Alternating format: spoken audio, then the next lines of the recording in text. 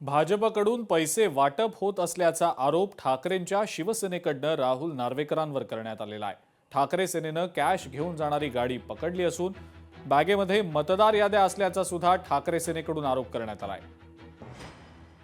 मुंबईतल्या Saint George हॉस्पिटलजवळ ठाकरेंच्या शिवसेनेनं कॅश घेऊन जाणारी गाडी पकडलेली आहे। गाडीमध्ये 3 बॅग भरून पैसे आणि मतदार याद्या असल्याचा ठाकरेंच्या सेनेनं आरोप करण्यात आलाय।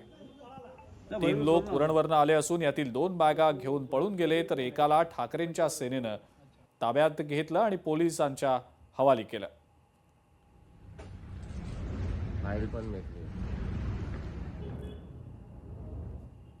सेंट जॉर्ज हॉस्पिटल येथे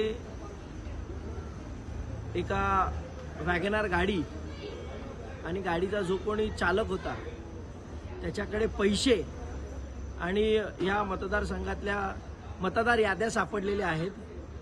तो काही लोकांना इथे पैसे वाटप करण्याचं काम करत होता आणि जेव्हा त्याला विचारण्यात आलं की तू कुठून आला किंवा तू कोण आहेस, काय आहेस, तेव्हा तो म्हणतोय की मी उरणचा आहे, हे माझ्या व्यवसायाचे पैसे आहेत।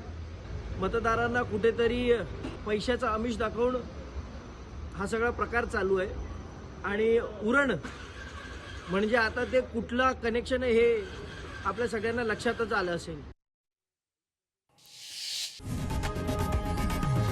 लोकशाही मराठी ऐका, पहा, जागरूक रहा।